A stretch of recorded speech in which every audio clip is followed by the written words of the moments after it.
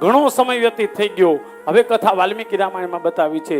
સીતાનો ત્યાગ થયો અયોધ્યામાંથી, અને પછી સીતાજી દ્વારા સીતાજી આવ્યા છે ઋષિના આશ્રમમાં, અને ઋષિના આશ્રમમાં આવ્યા ત્યાં સીતાજીને 2 બાળકોનો જન્મ થયો. એમાં સૌથી પહેલા છે કુશ અને બીજા છે લવ. વાલ્મીકી રામાયણમાં લખેલું છે, કુસુલવે તો ધર્મગ્નો રાજપુત્રો યશસ્વિનો ભ્રાતરો સ્વર સંપન્નો દદર્શાશ્રમવાસિનો દદર્શાશ્રમવાસિનો દદર્શાશ્રમવાસિનો. કુશી લવોસ્તુ સાક્ષાત. કુશ એટલે મોટા કુશ અને બીજા છે લવ. હવે એક વાત તમને કહી દઉં, વાલ્મીકી રામાયણમાં નથી લખેલું પણ એક જગ્યાએ એવું લખેલું છે, સીતાના ગર્ભમાંથી ખરેખર એક જ બાળકનો જન્મ થયો હતો, એનું નામ છે લવ. પણ તકલીફ મોટા મોટી વાંધો એ આવ્યો કે એનો જન્મ થયો ને ત્યારે એ મૃત પુત્ર હતો. લવ જે હતા ને એ મૃત્યુ થઈ ગયું હતું એનું. માં જાનકી હજી ખબર નહોતી, માં જાનકી મારા પુત્રનું મૃત્યુ થયું છે. એટલે જ્યારે સીતાજીને અતિશય પીડા થતી હતી, કારણ કે પ્રસૂતિમાં કોઈ પણ સ્ત્રી હોય અને પીડા બહુ થાય, પીડા બહુ થતી હતી, ત્યારે આ ખાટલાને પકડી અને માં સીતા એમ કહેવા લાગી, હે ઋષિ મારી મદદ કરો, હે ઋષિ મારી મદદ કરો, આ પ્રસૂતાની પીડા મારાથી સહન નથી થતી. ત્યારે વાલ્મીકી ઋષિ બહાર હતા અને આ ઓરડામાં માં જાનકી હતા. ત્યારે આ દેશના ઋષિ વાલ્મીકી ઋષિ કીધું, હું પુરુષ છું એટલા માટે અંદર ના આવી શકું, તમારે ત્યાં દીકરો થવાનો છે એટલે હું ના આવી શકું, પણ તમે એક કામ કરો, મેં એવું સાંભળ્યું છે કે તમારો જન્મ આ પૃથ્વીમાંથી થયો છે, તો હે જાનકી, હે સીતા, તમે પૃથ્વી માતાને યાદ કરો, પૃથ્વી માતા તમારી મદદ કરવા આવશે.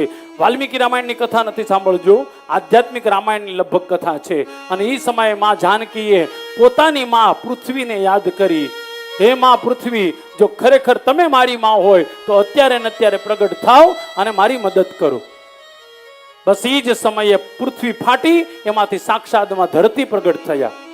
માં જાનકીની પ્રસૂતા જે હતી એ એને કરાવી, પણ જોયું ધરતી માતાએ કે લવ નામનો એમનો દીકરો, એક પુત્ર, એ તો મૃત હતો, મરેલો પ્રગટ થયો હતો.